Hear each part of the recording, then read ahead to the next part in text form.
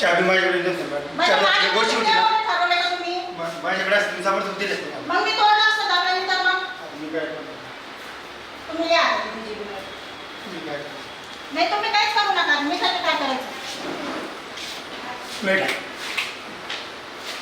दादा तुम्ही खोटं बोलू लागले सगळं. चावी असते ना, आम्हाला चावी दिली नाही, आम्हाला 1 तास तुम्ही वेट करायला लावला. ही कोणती पद्धत आहे? म्हणजे आमची काही व्हॅल्यूच नाही का तुमच्या ऑफिसमध्ये? या साऱ्या रिकाम्या किट आहे या. किट रिकाम्या राहू शकत नाही. या सगळ्या विकलेल्या किट आहे या.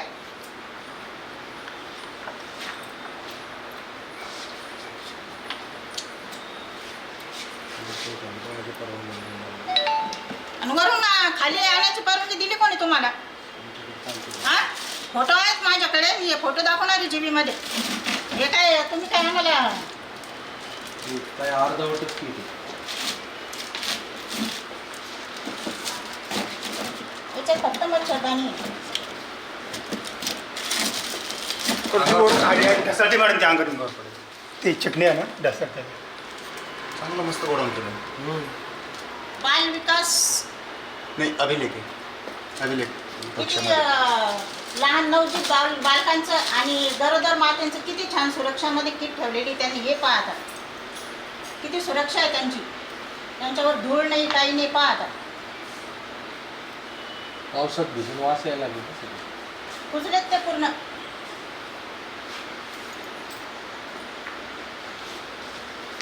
ही परवानगी देणार आहे कोण? त्याला ना माझ्यासमोर वरून खाली आणणार परवानगी देणार आहे कोण? कोणी सांगितलं वरून खाली आणायला सकाळी? मॅडम म्हणते आता. त्यांना बोलवा. मॅडम आणि सर. त्या मॅडमला बोलवा. मॅडम त्या काय घरी गेल्या? मीटिंग घ्या. मीटिंगला येणार. बाजूला ड्राफ्ट मध्ये म्हणालेच नाही तुम्ही. खोटं बोलू नका.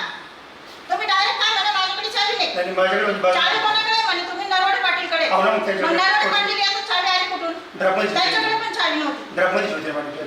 मग तेव्हा ड्राफ्ट मध्ये मी कमी पाहिजे ड्राफ्टमध्ये वरची होती बघ माझी. सरळ सरळ खोटं आहे सगळं. म्हणजे ऑफिसच खोट्यांचं आहे. साहेबांचं पण धमकावून लागेल. मी आहे बघा. साहेब थोडीच येणार आहे GP मध्ये.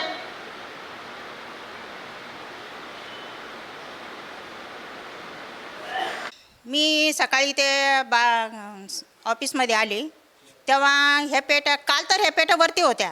त्यांना कळालं की भंडारी मॅडमना माहिती झालं की जिल्हा परिषद विद्या रमेश गायकवाड या ऑफिसमध्ये येणार आहेत. तर त्यांनी तुरंत पिऊनला फोन केला. पिऊनचं नाव आहे राजपूत सरनेम आहे त्यांचं. त्यांनी तुरंत वरती जाऊन सगळ्या गच्चीवरच्या पेट्या खालच्या रूममध्ये आणून ठेवल्या. त्याच्यामध्ये साहित्य तर नाहीच नाही आहे, पण त्या पेट्यावर पण इतकी धूळ जमलेली आहे. आणि ह्या अशा किट नवजात बालकांना देणं हे तर चुकीचं आहेच. पण हे मी अत्यंत दुर्दैवी घटना झालेली आहे ही. मी पाहताच अक्षरशः मला पण खूप वाईट वाटलेलं आहे. आणि पेट्यातलं साहित्य गेलं म्हणजे त्यांनी विकलं. ते 500 रुपयांना 1 किट विकलेली आहे त्यांनी. आणि हे काही खोटं नाही आहे. हे आम्हाला माहिती मिळालेली आहे.